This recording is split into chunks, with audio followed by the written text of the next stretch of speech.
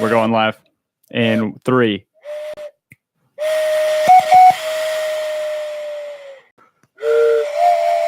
You can't do it.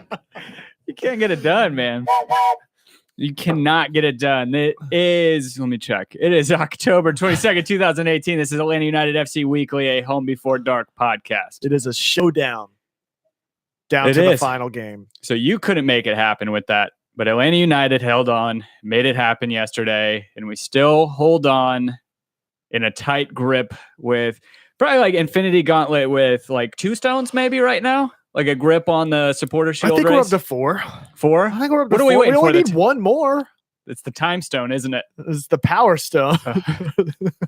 No, it's the health stone. Yeah, exactly. Yeah, that's really what's soul stone. The soul stone. Yeah. Your soul is mine.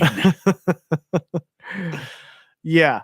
This is the last night. I am Tim Herbin. As always, I'm joined by my lovely co-host, Mr. Kevin Bradley. Dan James is not with us tonight. And this is American Choppers. This is American Chopper. Damn it, Paulie. I feel like I wore the American Chopper starter kit tonight. I think you did. black hat, crew neck sweatshirt with the sleeves rolled up, shorts and Vans, big, burly, ugly, nasty beard. Okay. Oh shit. Okay. Enough of this. Okay, we got a couple things to go through. First of all, thank you guys for tuning in. If you guys are in the trap, interact with one another as you always do. Give us points of topic as you always do. You guys are the lifeblood of this show. We kind of just spit off what you guys are saying and we start spouting off our thoughts on it, however stupid they are. If you guys are listening to us on your favorite, our thoughts, not their comments. Correct. Our thoughts. Stupid our thoughts are. Correct. Sorry, pronouns sometimes really confuse How dare you assume? You didn't ask any of them their preferred pronouns before you started talking. All right, we're gonna go through this. If you guys are listening to us on your favorite podcatcher, make sure that you guys, if you have the ability on iTunes or Apple Podcasts or Stitcher, leave us a 5-star review, a rating, and a review. We'll read it live on the show. We haven't gotten one in a few weeks. Did we not? I don't know. Check. I thought we had one. Oh, maybe we did. Wrong. Go give it a shot. Could be wrong. Anyway, you see the graveyard. The graveyard. So back to what you were saying. Last night in the studio. This is the last night in the West Side studio. Come Friday, we sign on our house. Come Saturday, we move in. Come Monday, come rain or shine. Come movers or water. Movers or not. Movers or shakers. There will be a podcast in Atlanta United FC Weekly to celebrate, to recap us winning the Supporter Shield on Monday night. Well, we'll be winning the Supporter Shield over the weekend, but Monday night we will be recording, and who knows? You know what's going to be Dan great? James might be joining us. It's going to be great whenever we win the Supporter Shield because both teams lost. Yeah, that would be pretty great. I mean, Orlando had a good little swing of momentum this weekend. I could see them maybe pulling out something crazy against Red Bulls on the road. I like it. A new name in here, Sid the Science Kid. Yeah. He's saying, what's up, guys? And they said, I would be remiss if I didn't say hello. Exactly. You'd be remiss if you didn't say hello. Yeah, thank you guys. As always. Thank you for correcting Bill Holcomb and Brittany S. and Domer. Okay, so let's go through housekeeping real quick. Okay. This no week, new ratings or reviews. This weekend is the last set of games. All the games happening at one time. It is the last set of games for Home Before Dark Fantasy through MLS. And right now, your leader right at this very moment is still Nathan Lyons FC Apogee with 1,361 points. He is a hefty 48 points in front of Transmission FC. That one's locked up. Andrew Cole. Yep. We have third place Black Hole Bombers, Kyle Cram. We have Andy Watkins. Fell off. Homies B4D. I think Andy is the reason why we didn't lock it up this weekend. He gave me a 20 spot. A 20 spot? Gave me a 20 spot. Said, I'm giving you cash for whenever we lock up the Supporter Shield today, and you can buy a bottle of champagne because I want to hear it pop open on the show and get a bottle of sparkling grape juice for Tim. Damn it. Damn it. I think this is all his fault. Yes. Well, the gesture is not lost. Exactly. As always. And so he's tied for, actually, he's ahead of Jacob F. Benson, a.k.a. John F. Beasy, Stats and Trends in 5th place. So it looks like, barring a miracle, Nathan Lyons will be joining us at some point, along with John F. Beasy. We're going to be doing some sort of debate show or agree show where they just talk to each other. No, we will make them debate. I will find a way. Debate. Okay. Speaking of debate, this past weekend, Domer graciously hosted me to be able to wave the Unite flag and get some video and photos taken that weren't taken with a Razr phone from 2002. Oh, shit. Who had a Razr back in 02? Somebody working at Motorola? This was me, Playboy. When did you have did you not have one in 2002? I got a Razr. I guess that was 2005. Yeah. Okay. 2002, right. I had a little Motorola like metal flip phone, and it was a completely green screen with it. Yeah. Back whenever you had to. Yeah. God, those phones were so terrible. Whatever, man. You could play Snake on. That was basically what the video that Casey took ended up converting into. Was one of those old videos for whenever I waved the flag. The last time I was up front, there was no obstructions really. I just did it for a couple of seconds and it was over.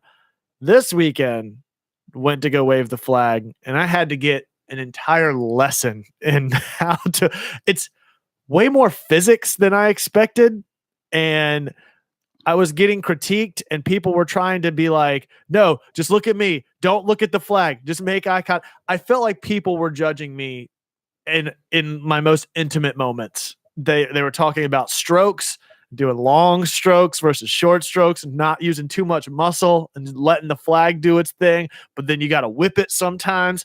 Got very sexual, it's very heated in the supporter section. Yeah, inappropriately so. Angie and I were on the other side judging you for the way that you were waving that flag. Did you see it get off? Angie looked over there, and Domer's always so easy to spot because he's always wearing a goalkeeper kit. She's like, I'm pretty sure Domer's over there giving him lessons on how to wave this thing. It's like, yeah, sure enough, that's him. Yeah. And then Kevin's limp dick flag just starts getting wrapped up. Hey, in the comments section, Domer, Bill, you were kind of creepy the way you watched me wave that flag that one week. It's not how you start. Who waved it's how you finish it. In the comments section, who waved it better? Granted, we waved different flags, me or Kevin. Yours was like half of my size. No, it was a 3 meter by 3 meter. Okay. So it wasn't. So it was like a quarter. It wasn't nearly as thick as my flag is. Just be honest. Mine had a lot more heft that I had to be swinging that you did not have to deal with. And I think that needs to be negotiated and discussed in how one slings his flag, so to speak. This has gone off the rails.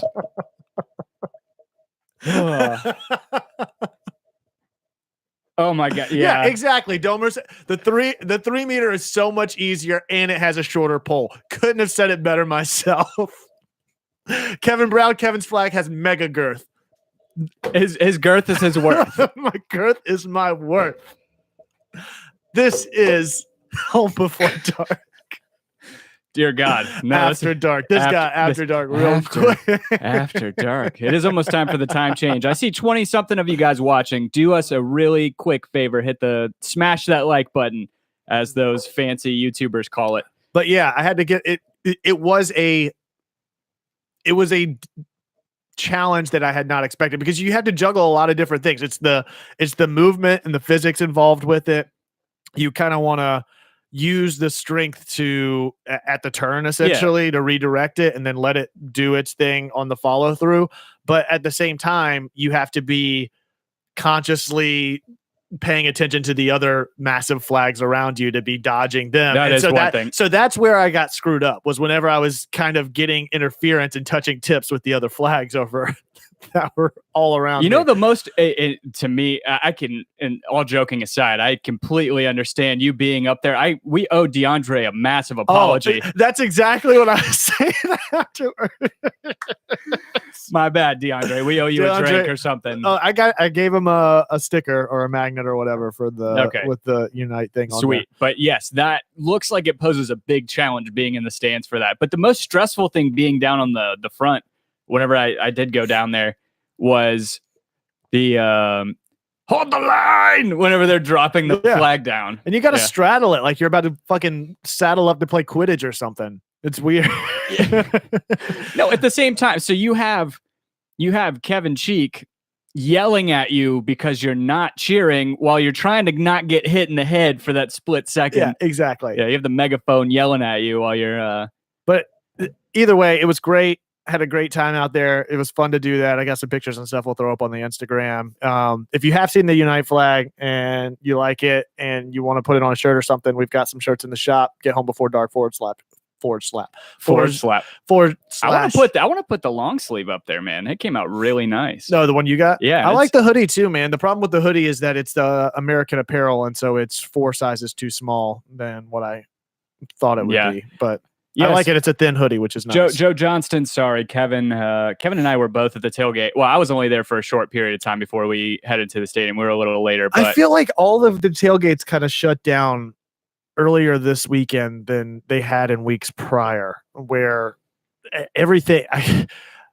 Dan Noto came with me to the game. We've mentioned him. Shout out Dan Noto. I swear I've met him before. Anyway. So we ended up leaving the tailgate because everything was kind of shutting down there, getting ready for the march and stuff.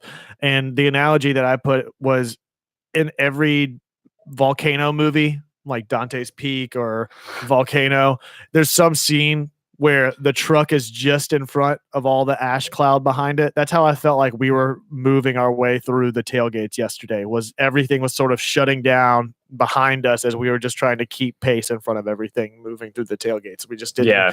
We never really got our footing or posted up for very long. We were out there, Joe. Sorry we missed you. Yeah, we'll see you on the 11th. Yeah. Of November, whenever we play our first home game in the playoffs. Okay. We ready to get into the game? Yeah. Yeah. Yeah. So before we move on, because there's a little bit of talk about the tailgate, shout out to Terminus Legion's tailgate for bringing 11 liters of tequila for margaritas, which was gone in under an hour, I believe. 700 Jello shots devoured and burned through.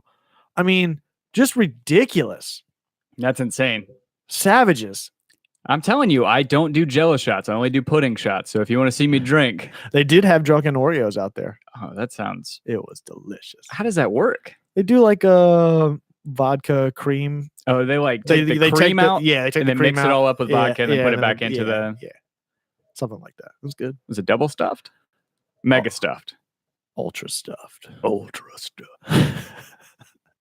This is when I wish I need to get a soundboard of like SNES video game with it. Get Killer Instinct Ultra the combos. Yeah, combo breaker. Combo breaker. Okay, but yes, to the game. Starting lineup first, because that was a fucking doozy of a lineup. It was, and first of all, I want to pat us both on the back for saying Lagos Kunga would be in the 18, and shout out to the young man. Shout out to the young god making it into the squad. Him and George Bello both in the squad. It was good. It was cool to see them like walking together. Yeah. They seem kind of tight. Those young guys, Carlton and Goslin and Kunga and Bello, all those guys seem to be really tight together. I think that's really great for us moving forward. Even though all things considered, if they're successful, they're not going to be here for very long. Yeah. Yes, the lineup was a doozy. I think we did expect Carlton and Barco to play if Villalba was out. We talked about that last week. We didn't have news at the time during the broadcast last week that said whether or not he would be or wouldn't be. And the last we had heard is that he got injured at Paraguay duty. Yeah, and I've heard conflicting reports on his injury about how bad it is and how long he's going to be out for. Is there any definitive answer one way or the other how long he may be out? I don't know. If anybody knows in the trap, go ahead and put it in there. But to my knowledge, it's injury news in MLS is already hard to come by in a consistent, updated, trustworthy manner. And then Atlanta United's usually tight-lipped about things to begin with. Miggy seemed like he was definitely out there. I mean, you saw him in his hoodie. Did you see Tito on the field after the game? I didn't stick around after. I saw Miggy walking around just immediately after the game, going and hugging the guys. I think everybody assumes that Miggy's going to be fine and be back probably as soon as next week. I think Miggy needs to be back next week, considering the implications of not winning next week. Bill said Tito was on the field too. Yeah, and then Clayton. Yeah, Miggy was running today. Yeah. And Garza was in the. He's in the 18 as well. 18, he didn't so see the that was field. good, We yeah. only saw 2 substitutions, right? Am I wrong? Right, Kevin right. Kratz and then Jeff Lorenowitz coming in for Carlton, which was a very weird sub. Yeah. But we'll get into that in a second. Other thoughts on the lineup? It was weird to see. I mean, they posted a 4-3-3 lineup, and for all intents and purposes, that was kind of how we played the game. I mean, Escobar got up and down a lot more than I was expecting him to. Yeah, Escobar was great. Had a hell of a game, I thought. Props to me. I think I mentioned it last week about Nagbe filling in as the 10 position. At one point, I know last week I mentioned Nagbe potentially filling in as the 10, which everybody would think that Barco would naturally fit in that position. I think he probably should have, but I think Nagbe's experience and skill set lent itself a little bit better to that position. One of the things that was confusing to me was the Barco Carlton flip-flopping that kept happening the entire but I think it time. ended up working for us. I mean, granted, Barco has he's back to the point where he's giving you almost to the point of a finished product, but he's penetrating defenses better than he was in previous weeks. He was definitely posing a threat. He was very fast, quick on the ball, getting upfield. He sets up Escobar's goal. Yeah. I mean, he pulls both defenders and then splits them to play that ball off to Escobar in wide open space inside the 18, which was fucking gorgeous. Like, just great setup and great field awareness for him up top. He still doesn't seem like he's settled, but at the same time, I keep going through my head, he's 18, 19 years old. My biggest problem with Barco right now is that he will assume that the ref is going to make the call. That to me was him very sitting down in the whatever, or just stopping play, assuming that he's going to get the call, while the I forget who it was, just kept pressing the back line, and he just gave up on the play and left our defense exposed, was a big problem for me and should never happen. That is soccer 101, middle school, high school. You hear it, you play through the whistle. And Barco, I feel like, is the only player that it resonates that much to me, that he is the one player that doesn't do that. Well, yeah, I said to a guy behind me he was talking the entire game, but at one point said something about Barco during that time. I was like, I don't know a player on the team right now, and this is something you could fix mentality wise. It's very easy to kind of put the fear of God in the kid, but I don't know a player who gives up as easily he does as he does on our team. Yeah. And maybe it's just, again, I'm going to go ahead and preface this again by saying he's 18, 19. I forget if he's turned 19, but some of that stuff will come.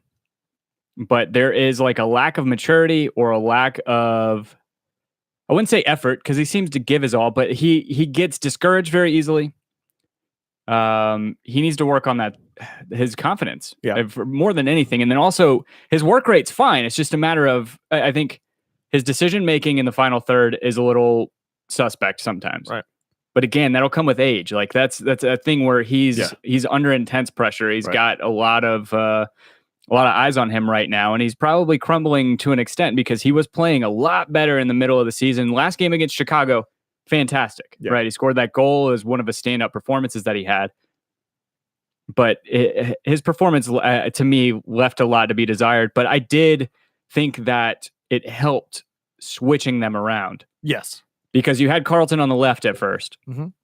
And then I want to say it's probably 20, 30 minutes in, you saw them kind of right after drift. that first goal, I feel like is when it happened, you saw them drift and then switch sides. And then you saw Carlton was a lot more comfortable on that right side.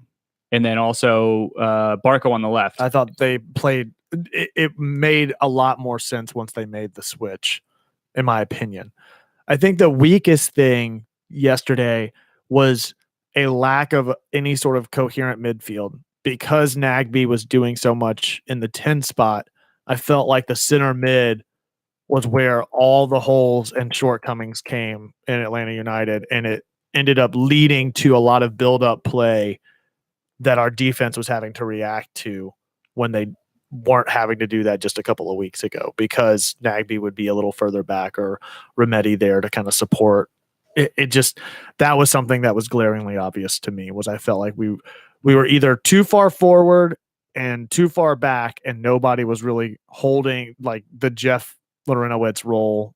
Jeff and Remedi sort of, whenever Jeff and Remedi are in midfield together, with Nag, because recently we've been doing Jeff, Remedi, and Nagby.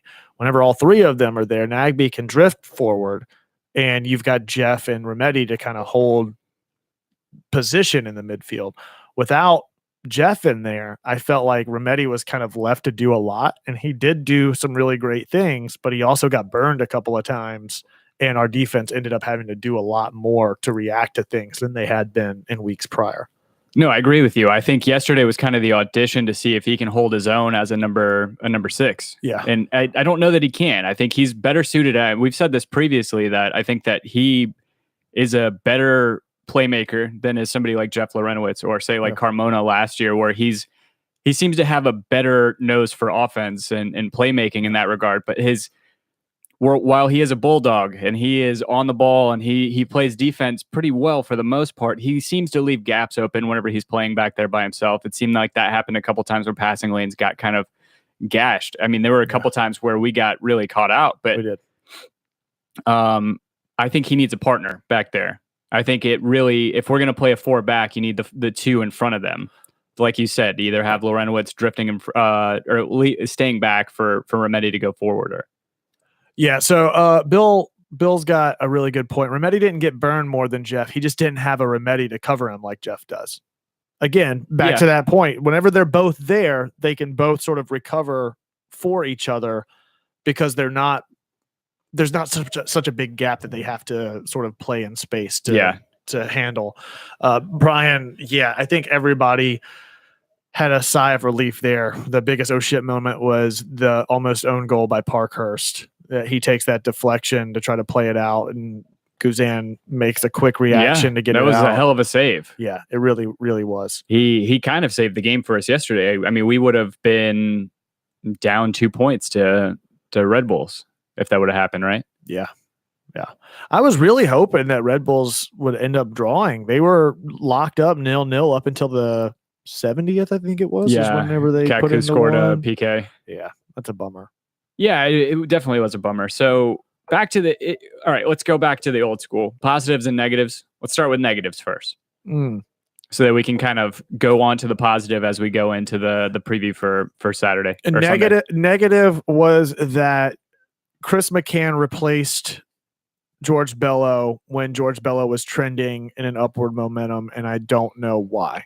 And I don't know that the McCann replacement paid off major dividends in any meaningful way in yesterday's game. And you guys can give me shit for this. I thought McCann was one of our best players on the field at all times yesterday. I thought his service into the box was great. There were a couple times there was one that he ripped a little too heavy going to Joseph, but I felt like he had a couple of really, I mean, it's weird because you nitpick. It's like, oh, he had a couple of bad passes. But right. I'm speaking relatively. That was weird too. I noticed a couple of those passes that just sort of died in space yesterday, more than I have recently, where they just weren't putting enough behind the ball to get it to the player to take the ball upfield. But all things considered, he kind of spearheaded a lot of our chances in the box. I mean, he kind of flip-flop with Gressel in terms of crossing the ball into the box, being our primary distributor. Completely forgot what Elliot Bevan said. He was playing the U17 game last week, Bello was, and apparently had a fucking amazing goal off of a free kick in that game from what I've heard. I haven't actually gone back and looked at it, but yeah, I think that's partly why he wasn't starting. So my negative, McCann, it's just a negative. It ultimately didn't lead to anything that was. It wasn't as catastrophic putting him in over Bello as it could have been, thinking about how Bello had fit into the squad and what kind of dynamic he brought to the team. The other negative for me is the lack of any sort of development or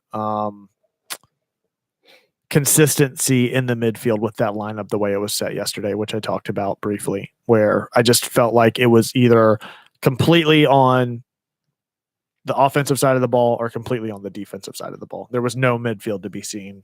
No, I agree with you. There's no build up. And you see that in who scored? I'd be interested to see where the ball was over the course of the game. I'll pull up heat maps. But I mean, that's something that I wanted to blame Joseph for, was that whenever he got chances and he got forward, it seemed like he rushed them or thought about or they them got too too much. fucking cute. That was the other thing too. That goal that he has, if he just takes it on the one touch or even on the second touch, but he does that third one for no reason whatsoever. But he's left with no help. To your That's point, the ball's either in the back third or the forward third, and he's usually left by himself. It's been like that for a couple weeks, where it looks like he's wasting chances. He's not, but he has nobody to lay the ball off to for an easy pass, or nobody's drawing the defenders off of him whenever he's becoming a threat inside the box on a one-on-one.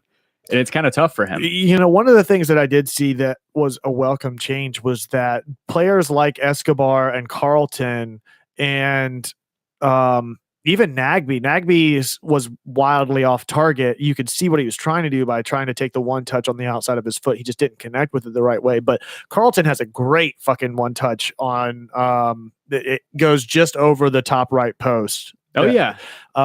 But taking shots off of the one touch and taking shots in space, Escobar's that ends up leading to the ricochet that we end up getting. The confidence that he had to take that was pretty impressive. Absolutely. I was not expecting that from him on his off foot too. Yeah, to be able to cut in. Players that don't normally take shots or get those opportunities. Yep.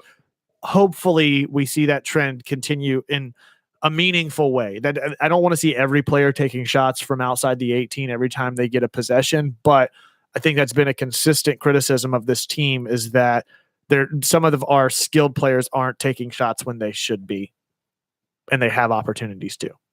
No, I agree with you completely. Let me pull up the heat map real quick. It looks, for the most part, like it's a little lighter in the midfield. You don't see a whole lot of yellow in the very middle of the field. Sorry, guys. We're looking at who scored right now. Obviously, it's not too helpful to you guys, but we're looking at the heat map, and it's, I mean, mostly on that defensive third, it gets really red towards the back in the middle, LGP and Parkhurst. And then up on the top right, which would have mostly been Andrew Carlton.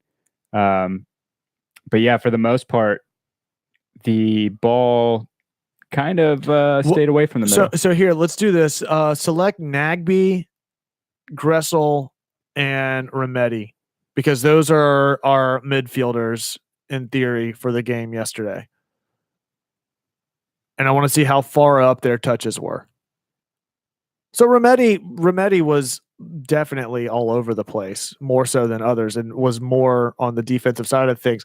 But the interesting thing is, again, you see very little development inside the center circle. Right, exactly. Which is where the gaps are starting to form.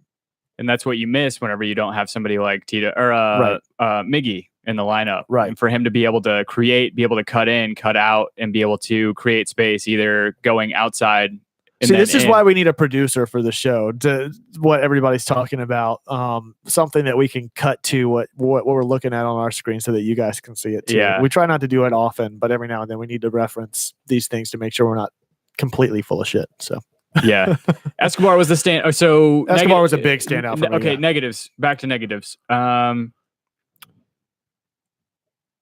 second half to me was a complete negative. Granted, we didn't give up a goal in the second half, but the second half, the life of the game seemed to just have gotten sucked out. It really did. It just felt stale, know, and I got kind of drawn out of the game at times. You know what I felt like there was no fluidity. It was what Tata's been talking about wanting to do. Waste time. And that's not what this team is built to do, and they've been known to get exposed by trying to do that. And so I think that's where we see that, and it's like, who is this team? It just does not look like the team that we've seen play all season.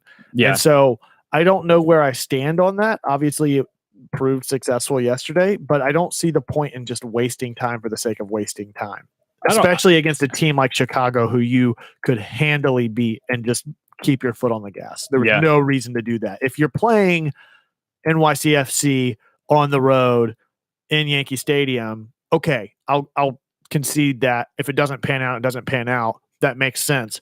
But at home, in front of, oh, by the way, the attendance was definitely not 72,000 yesterday. But at home, in front of a packed crowd, you've got the lead against one of the worst teams in the East. Why are you wasting time? There's absolutely no reason. Ronald Pena disagrees. He says that he just thinks that we miss Miggy and that we weren't necessarily wasting time. Could have been. Big negative, Bill Holcomb points out, Greg Garza gets 0 minutes. We're left with one sub unused. What does that tell you about Greg Garza's role in this team going into the playoffs? knowing that you already have his backup playing left back. You have a tired George Bello, which we didn't take into consideration from his U17 exploits, on the bench alongside Greg Garza, and you don't see his substitution come into the game. We talked about going into the playoffs. We talked about his return last week, that, there are people that thought that him being the incumbent, he was going to take his position back. He was going to get a couple reps. He was going to get back into it. He's going to be starting going into the playoffs.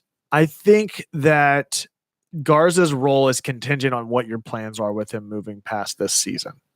And if you're not planning to keep him and you have 2 viable options at left back, don't play him. It's so crazy to me, though, because of so much of the stuff that's in flux right now. All the rumors flying around about Tata Martinez, which seems to be trending towards him leaving. Well, it depends on who you ask. Every time I get suckered into it, Gustavo on Twitter pulls me and it says, and then shows me that maybe it's not so much a done deal. Did you see Tata's post game yesterday, where he was talking? He got a question and said, "What are your thoughts on the MLS before your arrival and since you've arrived in the MLS?" And he started speaking about his time in the MLS in the past tense, and everybody kind of took note of that and mentioned it to him, he shed light on it. He's like, "Oh wait, I'm speaking as if it's over." And everybody kind of had a laugh about it. But yeah, that was, whether or not you want to read into something like that or not. But yeah, some of the things that, and it's worth reading if you guys go find Gustavo Rodriguez. He always kind of, have you ever seen that unroll bot on Twitter? Or yeah, it's like if somebody puts a thread together, you can just say, unroll this. Like you can reply to it, mention it, unroll it for me, and then it creates a long, like almost like a readable page for you to go through. That's just kind of chronological. He does the opposite. He does this like 18 thread or 18 tweet thread. Anyway, it's pretty telling.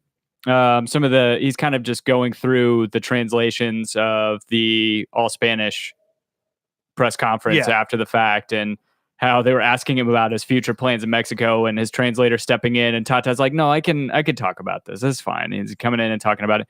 I don't know. It just doesn't seem like, I like his professionalism here. He's very focused on it. He's absolutely focused on Atlanta United, whether that means he's here in the future or not. If he's not, there are reports. Atlanta United Fan TV put out today. There's rumors that, I'm guessing, this sounds contingent on Tata leaving, or that it's an inevitability that Boca Juniors manager Schelotto will be replacing him, who used to play for Columbus Crew. Is down coaching the biggest team in, well, I guess it depends if you're a River Plate fan, but coaching the biggest team in Argentina. Going to come through. Hopefully, if he does replace Tata, or if Tata leaves, I would love that replacement. I'm going to go ahead and admit, I don't know a ton about him. I don't know a ton about his coaching style. Dude, I'm going to be honest. That is on brand for me 100% of the time. This is not, if you're tuning in, I'm not to say that we don't know anything, but if you're tuning into the show to get all of the facts and insights about everything, we are casually discussing things that we may or may not know anything about. And me having the time and wherewithal to go and research all of these speculations and rumors and all of these highlight videos for all of these players that we may or may not sign, and a tenure and track listing of all of the stops that a coach prospect may have made along their career. Go check out Soccer Down Here. Yeah, Soccer Down Here. Jason will unwrap that. They'll nail it, but that's not going to take place here. Yeah, no, I like. So everybody in the trap seems to be on board with Schelotto, and then also on board with Tata leaving. So I think one of the biggest things that I think is very interesting, and it's for another time, obviously, is that Tata may not necessarily be going to Mexico. He may be taking the U.S. men's national team job. So if you were a betting man, which one would you put your money on, Mexico or U.S. men's national team? I would take the U.S. men's national team because the odds would be worse, and then I can make more money off of it. But if you're saying what's the likelihood if it's those two, I think it's Mexico for obvious reasons. I think for the language barrier, I think the talent in Mexico right now. Who pays him more? It sounds like Mexico, the Mexican or FMF, whatever, the Mexican Football Federation will pay him something like 2 point something million a year. Just pretty. It seems pretty hefty for a national team coach. So did you get into that debate with Jay the other day through the Twitter, or was that Dan? the discussion. That wasn't me. It must have been Dan. And of course, Dan couldn't be here tonight. There was a good conversation and back and forth between Dan and Jay about the reasoning why Dan did not think that Tata would leave and why Jay thinks that he would. And sort of, I could see both mindsets. And one of the things that I had not really taken into consideration was the fact that the timing of taking a national team position for Tata or another coach at that point in his career is prime for taking that on now. I mean, you are at the onset of the early stages of planning for the next World Cup. You're not coming in with a year to try to change things and adapt and evaluate and reshape the face of a national team on the world stage versus what he could potentially do for this Mexican national team, which hasn't won a group stage game in I don't know how long. Or no, you mean no, or not the group stage, the knockout round. Knockout round game. I don't. Did they win? I thought they made it to the final 8. This is. Am I crazy? No, they did not. Since they played Argentina. Yeah, it's been a while. Okay. Yeah, I don't know. And to Brian's point, it would be a top 5 paid manager in the world when it comes to national teams. Yeah. Yeah. So to Brian's point, I don't think it'll be announced until the season is over. Everything I've read is that he is technically under the MLS umbrella until December 8th, which I think is when the season is officially over. MLS owns every contract in the league. Yeah. So I don't think any decision can be made public about something like that until that date.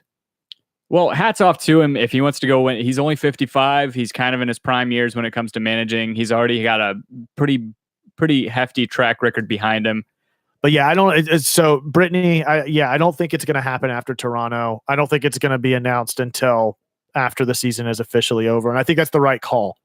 And I think it's structured that way for a reason. Yeah, until after we win Cup, that managers aren't jumping ship and then tanking or whatever and having to play the mental games of playoffs based off of what a manager may or may not do with the team. Listen, as much as I hate the Mexican national team, which fucks with college playoffs all the time. Yeah. As much as I hate the Mexican national team in the rivalry from the rivalry standpoint, it's that guy. Yeah. Nuts. Oh, I know what I need to do. Yeah, I'll go ahead and mute that for you. It's a prime job. It's one of the better jobs that's available right now. He's got a lot of good young talent that's coming up, and he can put his stamp on a team moving forward. How old's Chicharito? Chicharito's, I don't think he'll play in the next World Cup. I don't think so either. No, but he's got guys like Chucky Lozano and Saucedo, and he has a good team. Yeah. And hats off to him if he wants to go do that. I'm not going to harbor any ill will. He's done a lot for this team. He very well may ride off into the sunset, winning in that or winning a MLS Cup, and then also a Supporter Shield, getting us into CONCACAF Champions League, which we qualified for yesterday. Up. You know what else got locked up yesterday? Orlando with the worst record in MLS. Well, I don't know if that's I don't think that's the case. No, DC clinched yesterday. Yes, they very well could be the 4 seed. They could be. How stupid is that? You're stupid. Yes. This is all your fucking fault, Tim. Yes, it is. So, yeah, it's funny. Like the 2 big acquisitions in terms of the retirement league moniker that MLS has, and people that wanted to really slate the signing of Zlatan and of Wayne Rooney. Wayne Rooney's got his team in the playoffs. Zlatan with a win he very well could will LA Galaxy into a playoff spot because of the uneven numbers. I didn't realize this until yesterday. The Galaxy were the last team in the league last year, right? I think they finished the last team in the league. I think you're right. Well, that would be a hell of a turnaround. He's going to finish second in goals scored. I know. At 36 years old. Coming in a quarter of the way into the season. Yes. Or a third, whatever it was. But yeah. And the Real Salt Lake has already played because of the uneven teams. They've already played all of their games. Yeah.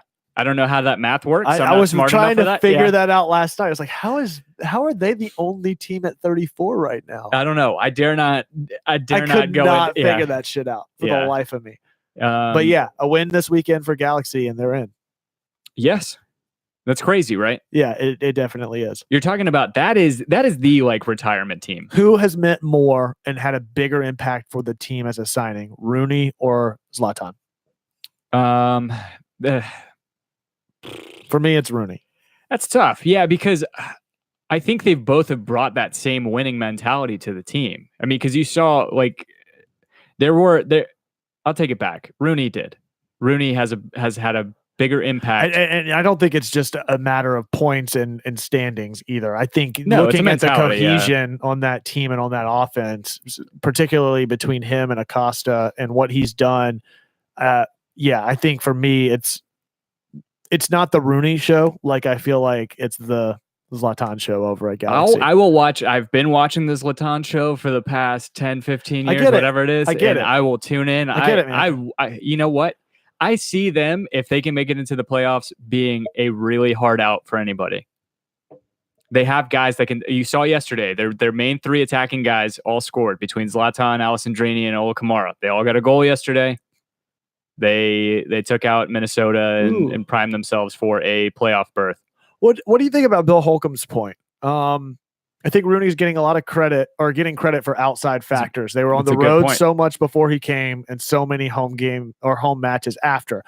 I would tend to agree with you, aside from the fact that even though they had the bulk of their games were away on the front half of the season, their stretch of games on the back half of the season were against the best opponents in the league, and they were stacked with way more games to have to play than anybody else. So it's about conditioning and staying healthy and staying consistent and actually putting up goals and winning matches that you have to win regardless of the setting. I think that's the factors that also go into that discussion. So if you take a look at their last 10, they played New York City, they played Toronto, who's obviously... Oh, I talked about it. I mean, they played Dallas, who won the West. I think out of all of their last 10 or 12 games, all but maybe 3 or 4 of them were against playoff teams. And the bulk of them were against top 3 teams in the East or West. Because they played Red Bulls 2 or 3 times. They played NYC twice. They played us once. So if you just go through that stretch, it's New York Red Bull. It started off, let's say this stretch started the 26th of August when they played Red Bulls, then Philly, then us, then NYC. They played Minnesota, played Red Bulls again. I'll give you that, Bill. Played a hot Montreal game. Or hot Montreal team, Chicago, Dallas, Toronto, NYCFC. I'll give you the NYC point. NYCFC hasn't been good. Okay. No, I'll give you that. They're a team that is primed to just go out in the first round. No problems. Yeah. I don't know. It's easy to tell, and SKC is kind of almost locked up the West. It's kind of tight though. It's SKC took it over last night, 59 points, and then you have 57. You have LAFC, who could LAFC as a expansion team could win the West, which is kind of cool, kind of crazy. But then below them, Dallas, who was in first, I think, up until this past weekend. Realistically, do you think we win the Shield this weekend? Put bias aside. Do you think that Atlanta pulls it out this weekend? And if so, are there any contingency plans on them winning it this weekend? I don't think that they can win it with the lineup that they trotted out there this Saturday. Yeah, I think we need... I will say that. You need either Tito or Miggy to lock it up, in my opinion. Yes, no, I agree with you, especially going into Toronto, going into BMO Field to go play a Toronto team that is defending champion, albeit a very, very much in decline team. It's going to be tough for us to go in there because... Red Bulls have Orlando. I did not know that. Is Josie still out with the injury? And Vasquez is out. So maybe that is a make weight then. But it's still going to be tough to go up into Toronto. Very tough. Against that team, regardless of injuries, playing away, What's going to be a heartbreaker? Okay, here's worst case scenario for me. It's not that we lose to Toronto. It's that we draw to Toronto and then Red Bulls win. and beat us out by 1 point. The thing is that breaks my heart. We can't at all expect that Orlando is going to give them even a fight. No. For those 3 points. The only thing I could, especially knowing that Orlando could just do it as the last fuck you to Atlanta for the season and just drop an egg for that point alone. Yeah. But they won this past weekend. Did they? Yeah. 2-1 against Houston, I believe. Did they? Yeah. Am I crazy? No, they definitely won. Yeah. No, they beat Columbus. That was it. Yeah, it was all East versus East this weekend. That's and right. West versus West. That's right. Yeah. Yeah. So the way that the playoffs are shaping up right now, it's obviously us or Red Bulls in 1 or 2. And then you could have Philly. Oh, the shakeup between 3rd and 5th is ridiculous. Dude, you could see Philly jump to 3rd, DC jump to 4th, and NYCFC all the way down to 5th at the end of the weekend. That's crazy to me because right now Philly and NYCFC are a goal difference. Actually, no, I take that back. If DC wins, what are the schedule? What are the hold on. Right. So if Philly beats NYCFC and then DC wins against Chicago, I believe DC, if the goal differential is enough, they're going to jump up. But Philly is never going to be able to jump. No, that's not true. I take that back because it's wins, not goal differential. So Philly could be in 3rd, DC in 4th, NYCFC in 5th place. So I'm trying to see if I can find what the so something that keeps getting brought up is these games that we dropped, right? And something that I kind of thought about this past weekend, and it's been said multiple times throughout the season, but now reflecting back on the season as a whole, regardless of the results this weekend, Atlanta has tied the single season points record with a game to spare. That points record, I don't know how long it had been in place before Toronto broke it last year, but it had at least been a couple of years. It's not like it had been standing that way for 50 years. That's what I was trying to pull up, but I couldn't pull it up quick enough. Whenever you're in a position that you're doing that with still 1 game left to be played, you can't feel that bad about having some shitty breaks on a couple of games here or there. Here's the points record if you want to. Yeah. 1998. So it 1998, 16 stood points. For 20 years. 68 points. Stood for 20 years, and Toronto beat it by 1. And Atlanta has the potential to break it by 3 just the year after. That is a monumental achievement for this team. And I know that those losses suck and they hurt and they were emotional at the time, but don't let those moments overshadow the fact that what this team has done, even in 2nd place, is a huge achievement for this team in just its 2nd year. Yeah, I think you're right, Ronald, when you say it was a shootout era of MLS, but also a smaller league or more games, or no, less games, because LA Galaxy they still have the record in 98 for most points per game. Yeah, because there was less teams and all. Yeah, dude, if we lose the Shield, you know what? I'm totally fine. Yeah, and I said it. We said this months ago, right? What is this season for us? We jokingly say last year it was playoffs or bust, right? And we had this whole discussion. Jokingly, what is this? Well, I say jokingly that we top 2 was what we wanted this year. Exactly. Right? Was that anything lower than 2nd is a failure for us this season? Correct. And that was locked up no less than 3 weeks ago, I guess it was. That is huge, man. That's huge. So don't read too much into this game. Yes, we want to win. Yes, we want the supporter shield. Obviously, we want those things.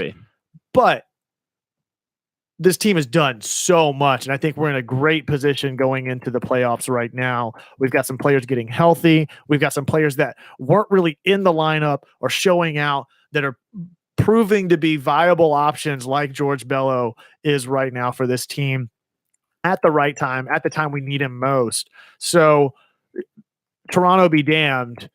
I realistically, contingent on back to the question I asked you, contingent on Miggy or Tito being in the lineup, I lean more towards Miggy being the thing that seals our fate. If Miggy's not in the lineup, unfortunately, I think the thing that I said months ago as well is that Red Bulls end up with the Supporter Shield this season. Yeah, I can't disagree with you on that. It's tough. I mean, all things considered, you trot out the lineup that we had yesterday up in Toronto on Sunday. What happens? We lose, right? Or we draw. Yeah. Same lineup from yesterday goes up there. With either of those guys, I think that we take either that those game guys away. in. Yeah, we take that game down 3-1 easily yesterday. I think or 3-0 even. I don't even know if that first goal happens. No, yeah, you're right. Which, we didn't even talk about it. That was totally fucking offsides, by the way. I didn't see the replay. Trap. Offsides or not? The goal from Deluve? It's definitely offsides. I don't know how that's not offsides, and they don't even look at it. I thought that he did. No, he did that finger up to the ear. Oh, okay. Yep, everybody's saying offside.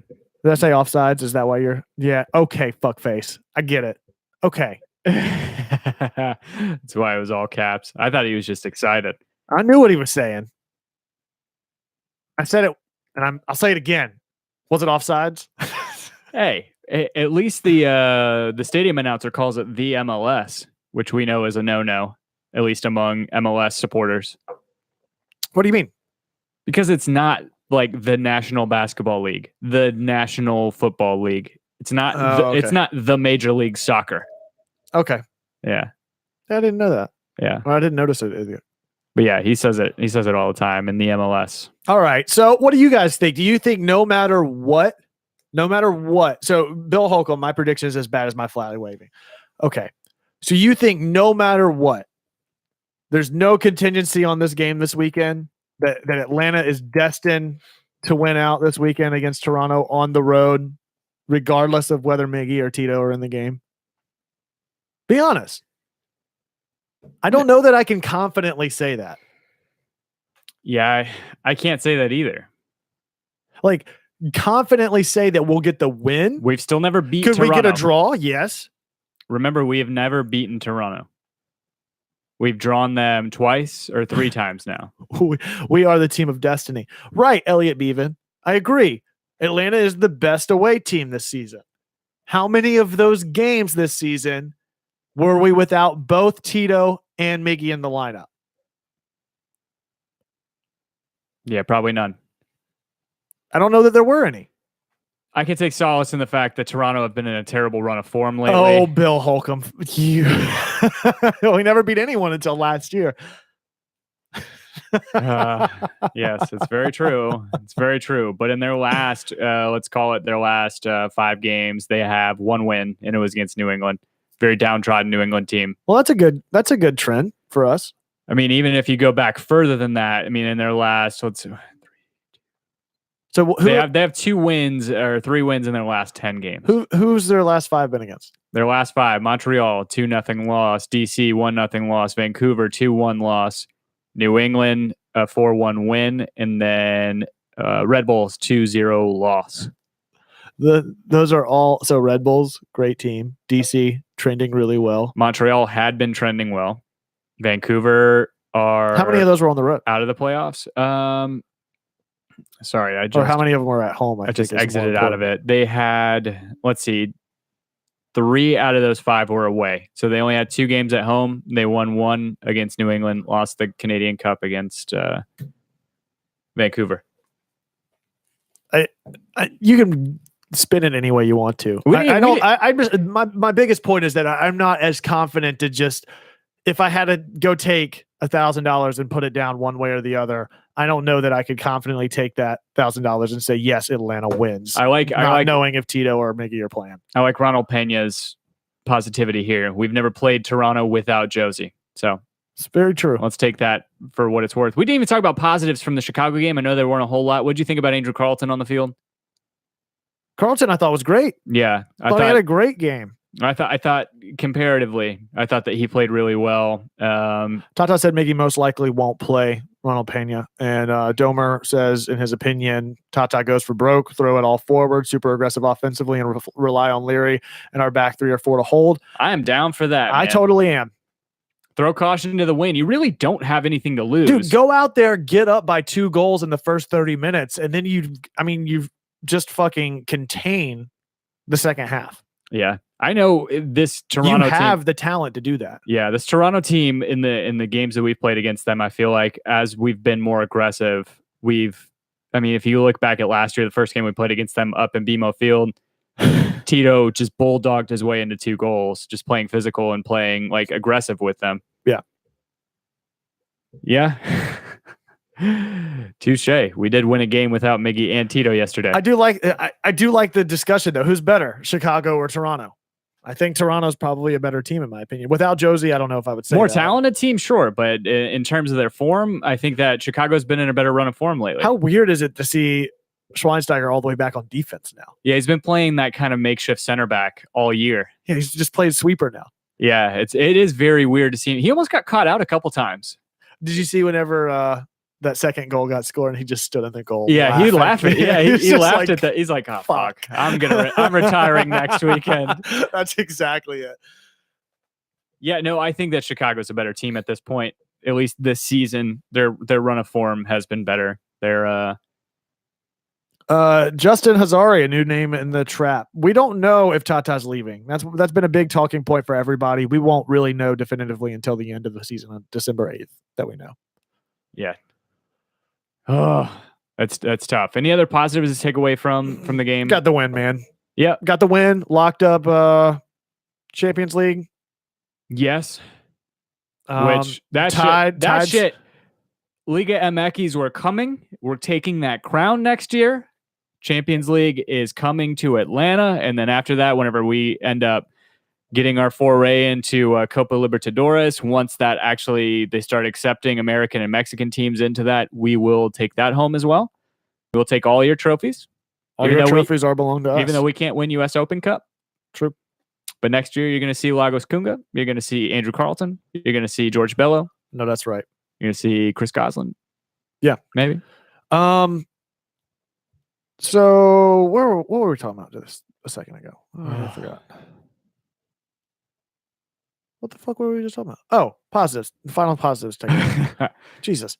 So Champions League locked up, tied single season points record set last year with a chance to break it. With even just a draw, we break it. That's cool. I mean, again, even if we draw and lose it, it's heartbreaking, but there's still positives to be found in it. Take this for a positive. Despite it being a B team, Orlando did beat New York Red Bulls the last time they played this season. That's a very good early on in the season. They won 4-3, but much to somebody's point in the trap earlier on, it was a B team that New York Red Bulls had trotted out. I'm holding out a little bit of hope here. I'm not, because I'm holding out the hope based off of what Orlando just did this past weekend. It could be a statement in a statement of intent going into next year for them. Yeah. It is a launching pad for momentum leading into next season. I have no faith that this team is going to be able to do that, though. I have no faith in it, but I have a little bit of hope that I hope it happens. I can't do the math. Okay, best case scenario for me. Best case of the worst case scenarios for me. What's that? Atlanta draws Toronto, Red Bulls lose. So we just break the record by 1 point, and we still lock up supporters. Yeah, because if you look at the MLS points records, it would be like 70, 69, 68, 66. Yeah, it'd be all very tight. Yeah, I'd very much like to shatter that, but I was going to take a look real quick. Because we already set the away points record, right? We've already broken that. Yes, we did that a while ago. Yeah, I thought did that a couple weeks ago. Yeah. But looking at Orlando's lineup, I guess it was probably the better lineup that they've trotted out in a while. When you look at Dom Dwyer and Yotun and Kleshton playing up front together, like everybody's getting healthy. Will Johnson's bitch ass, Yuri Rosell, I don't even know how to pronounce that guy's name, Askews, and then El Munir. Yeah. I mean, no Joe Bendick in the goal. Elliot Bevan, positive referee, did not see handball. I like that. He didn't see a lot of calls yesterday. He did not blow offsides a lot. But I will say that Alan Chapman did do a good job of letting play go and not I agree. constantly calling fouls when it Agreed. could have been chippy play. Agreed. I think that Do red cards carry over suspensions into playoffs? I don't know. Domer, is that why you said that? Red card for Long and Bradley Wright Phillips this weekend in a loss? Yeah, that would be dope. Does yellow card accumulation carry over, or is it I know that slate gets wiped clean, right? As you go into playoffs? I honestly don't know. I feel like we had this discussion last year. Dan would know. But yeah, he's not here. Weird. That's in his place. Weird. See? We miss you, Dan. We're here in Everybody unity. misses you, Dan. Well, don't speak for me. Yellow does not carry over. On red? Oh, not sure on red. Got it. Dom scoring the winner for Orlando. Okay. All right. So everybody's so confident about Atlanta. Let's hear it. Score predictions for this weekend. 2-1 Atlanta. Because if you think of the guy, like Josie scores against us usually, right? Or he sets somebody up, whether it's him and Javinko or what. But fuck it, man. I think we go up there. I think that we put the pedal to the metal and we win. 3-0 this weekend. In Toronto. Slamming the fucking door shut. Atlanta's doing it. No Miggy, no Tito. Fuck it. Barco gets a hat trick. Where's the party at? Is what Bill wants to know. You say Tito gets a hat trick? Barco gets a hat trick. Oh yeah, that's. No. If Tito and Miggy aren't in, I'm going to say 2-0. If Tito's in, I'll say 3-0. But I'm thinking a shutout on the road. Just an exclamation point on the season. I want to see it happen. I'm not even thinking logically anymore. This is true fandom shit. Is anybody going up to the game? If so, send us some videos, I know photos, Kevin probably will be. Kevin Brown. I think he's looking for flights, right? Or he's trying. Well, I guess he doesn't have to look for flights. I think he's trying to find his way up. Red cards do carry over. Sid the Science Kid told us. I love that name, Sid the Science Kid. Is that like an old PBS show? No, you're thinking about Bill Nye the Science Guy. Yeah. Sid. Flights are in the 600s. Damn, you can go to Barcelona for that shit. I went to Madrid for less than that. That is ridiculous. That's insane. Yeah, I thought Sid the Science Kid was a PBS show. All right, watching that in Wishbone, especially Wishbone. Especially that Sherlock Holmes episode where they put him in that little outfit. It's so adorable. But if you think about it, every episode was a Sherlock Holmes episode. I didn't know a detective better than Wishbone growing up. Did you? Great Mouse Detective, maybe? Maybe? Best detectives in the game growing up. Inspector Gadget? I feel like Inspector Gadget relied too much on Penny, though. He had a leg up. I mean, Wishbone could talk to the kids, right? I mean, Wishbone could talk to the kids, right? Harriet the Spy, though? Harriet the Spy was pretty legit. Harriet the Spy is pretty legit, too. Yeah. Talk about that was like empowering for girls back then. For real. Alex Mack also too. She had those superpowers. Alex Mack, I don't know that one. You remember Secret World of Alex Mack? Like she got electrocuted or something, and then she got or like radioactive. Just like there was a lot of girl empowerment shows for sure. Like she Clarissa Explains It All. Yeah, she would. But Sister. Sister was good. That was a launching off point for Taj Mowry. Whenever he did Smart Guy. Yeah, your brother is smart. And no, Alex Mack though, she would turn into this little puddle of mercury and be able to like slide under people's doors, and then she could turn invisible sometimes. She's like a ditto. Yeah.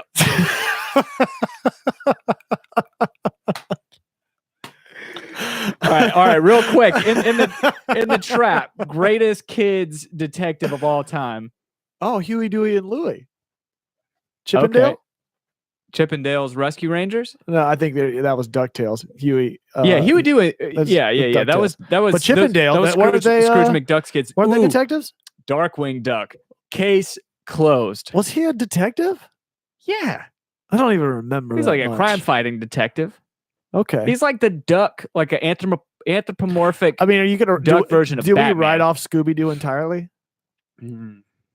There's a lot of fucking mystery shows, man. Yeah, you remember a pup named Scooby-Doo? Whenever they did like You're the talking about Muppet. Scrappy? No. It was like a later version of Scooby-Doo that whenever they rebooted it, but whenever they were in high school or like elementary school. Oh, you mean like, Riverdale? Yeah, exactly. God, don't I? It's a good show, dude. Yeah, I love watching sexualized teenagers on Fuck TV. off. It's good. They got a new Sabrina show with that girl from Mad Men now. Ooh, I like Tailspin. That's a nice honorable mention. Fucking Carmen Sandiego. Ooh. Still slaps. How can you get deep enough with your voice to do the "Where in the world is?" I can't. Shout out to Rockapella with the greatest theme song of our childhood. Tailspin was pretty great because it was like a spin-off of Jungle Book. You had Baloo. He had that banana plane that he can land on the water in the jungle. What about Johnny Quest? Okay, original Johnny Quest. From like the 60s and 70s, or are you talking about the reboot whenever they had like good graphics and I don't think I ever watched the reboot. I just watched the one that would come on Boomerang. That show would get panned right now for Haji. Oh yeah. Haji would get so many of those shows would, man. So many of those shows would. It's crazy what we grew up with. Yeah. There's I don't know, man. Yeah, it's Well, Venture Brothers, that's not really an old one. I mean, that's been around for like 15 years. That started whenever we were in high school. Yeah. I mean, for that, for if we're gonna make the Venture Brothers argument, I'd make the Aqua Teen Hunger Force argument. They're technically detectives in the first 3 episodes, and then they just shit the bed with that concept, and we're like, we're just gonna make this as ridiculous as possible. C-Lab, I think, is on par with we the can just Aqua Teen keep mentioning stuff, shows all night. So Bill did mention a point. Where's the party at if we win the supporter shield? Surely there's going to be something going on. Domer, isn't Terminus Legion having some big shebang at the end? Is it this weekend? I don't know. I think it's this weekend. I think Terminus Legion is doing a big members end of the season gala thing. Wait, are Falcons playing tonight? Oh yeah, they are playing tonight. Second Self Brewery on Sunday. With us? Domer. It's dope. Thanks for spending your time with us instead of Falcons. Yeah.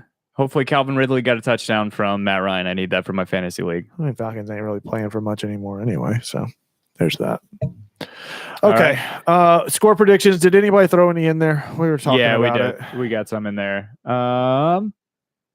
Let me go up. Before a lot of cartoon wildly talk. Off the rails. 3-0 Ronald Pena, LA Beaven 3-2, Bill Holcomb 3-0, Domer 3-1, Josie Vasquez out for this weekend. Yep. Okay, so I'm thinking a 2-0 or a 3-0 will hold. Somewhere around in there. I like it. I like it too. Anything else? Home. It's coming home. Hashtag Kunga Squad. Hashtag Bellows Boys. Squad. Hashtag Play Your Kids. Yeah. And that's what we've been doing. Yeah. Proud of those boys making it to the 18, man. Yeah. Yeah. That's awesome. It's good to see. That's so great. His run of form has paid off. Kunga was destroying shit in USL, and Tata said, you know what? We have a hole in this team. You need I just want to get Kunga some of those Squirtle sunglasses. Ooh. Squirtle Squad was, oh God. Yeah. We didn't even talk about the Pokemon cartoon. No, I know. But they weren't really so detectives. Good. No, they weren't. That conversation went from talking about best detective shows to just, hey, I liked these things. It's true. Kojak. Or Matlock. Oh, Matlock.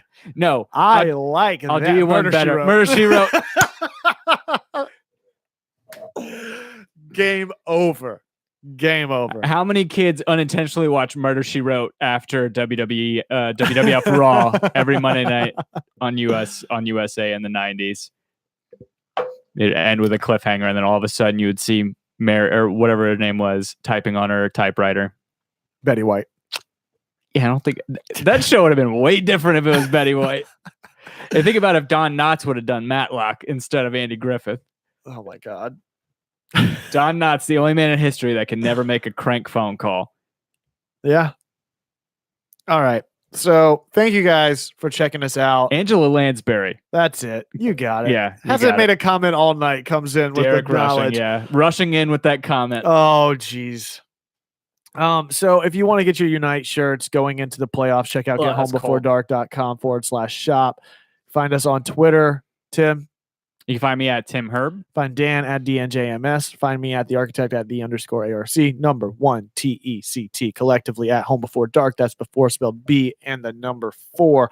Be sure to leave us 5 stars, a thumbs up, and or a review, however the hell you found us. We are now on Spotify, which is awesome. You can find all of the Home Before Dark lineup on Spotify. Can we also announce that we are in Vietnam on the Vietnam iTunes store? Damn right. Number 141 ranked podcast. 141. Put it up. Viet fucking Nam, bro. Viet fucking Nam. So, yeah. That's pretty dope. However you found us, be sure to show us some love. If you leave us a review on iTunes, we will read it out loud on the show, whatever it may say. We still haven't hit that 150 mark, guys. It's the last week. We just need 4. We still just need 4. It's been 2 weeks now.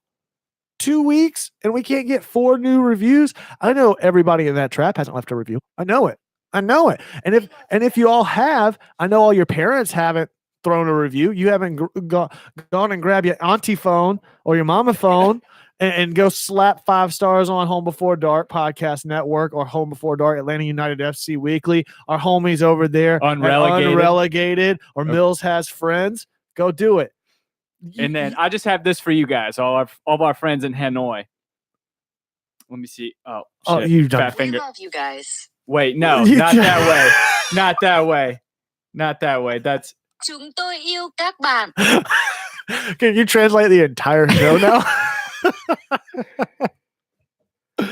Can we post one in Vietnamese? One that is just entirely backwards. It's like Wonder shows them. Oh god. So yeah, I know all y'all homies ain't done your work. So many of you guys have, and we appreciate the hell out of all of you. But if we're gonna bring home the supporter shield, we need to support each other. And what better way than putting up 5 stars on the Home Before Dark Atlanta United FC Weekly iTunes page. So please do that. It helps spread the word so that everyone over in Viet fucking Nam or in Japan or Hong Kong, we big in South Korea too. Saudi Arabia. No. Try to get that blood money, homie.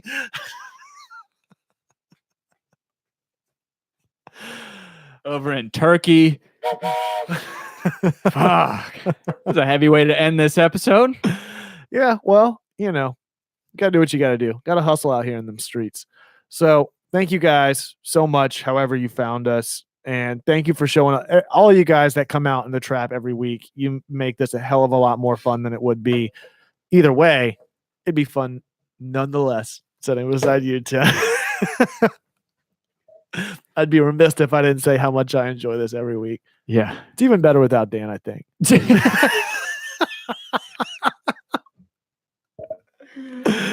We know from a screenshot he sent us the other day, he listens to the show whenever we don't do it without him all the way to the end.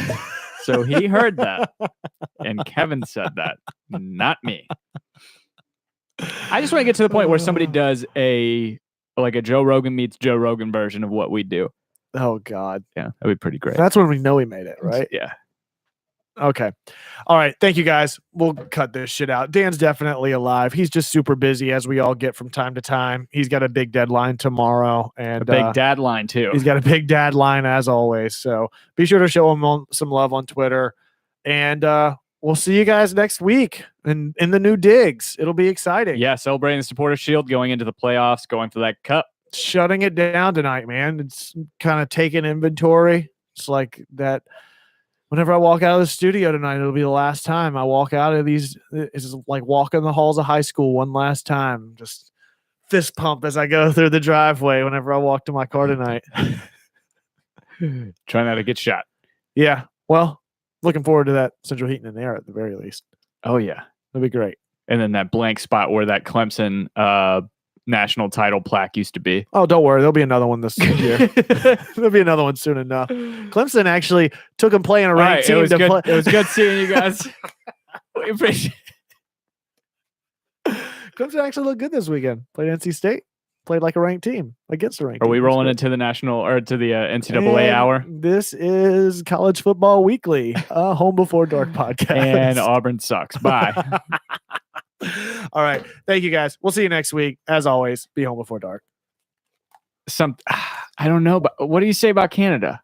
Oh, something about your bacon is ham. Your bacon is ham. Bad tifos.